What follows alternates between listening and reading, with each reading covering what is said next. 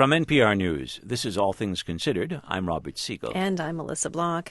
When it is finally completed, a road called the Interoceanic Highway will stretch across South America, through Brazil and Peru, from the Atlantic to the Pacific Oceans. The last portion is being finished now in Peru. With a project as huge as this come promise and peril. Over the next 4 days, we're going to travel across the Interoceanic Highway from high in the Andes to one of the most biodiverse places in the world, the Amazon rainforest. We begin in the mountains of Peru. While the Peruvian government is touting the highway as a sign of progress, it is causing a great deal of controversy. Here's NPR's Lourdes Garcia Navarro. You could almost miss the signpost for one of the largest infrastructure projects in Peru's history. In front of me is a sign in green. It says, "Welcome to the Interoceanic Highway South." Next to it, it gives the distance to Sao Paulo, 4,601 kilometers away.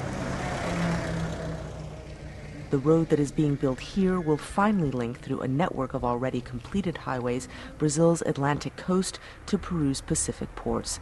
Just next to the sign is a brand new store. Ay, no. 50 no me sería, no?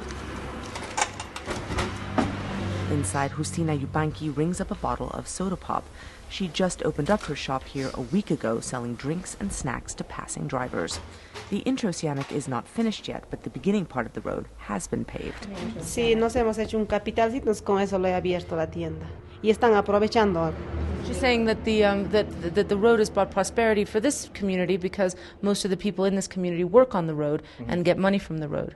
And that has allowed her husband works on the road, and that has allowed her to open this shop with the money and the proceeds gained from working on the road. Justina lives in the tiny community of Muñapata, population 250, elevation 10,000 feet. There isn't much work here in the highlands, and she says that for her, the road has only brought good things. We say goodbye as a few new customers walk in. Muchísimas gracias, señora. Ay, ¿de qué? Muy agradecida. See, there's a construction camp there. Conservationists, though, are worried about the eventual impact of the Interoceanic. We've joined a group of them on a fact-finding trip to see how the road might affect the region. Among them is Bruce Babbitt, former Secretary of the Interior under President Bill Clinton.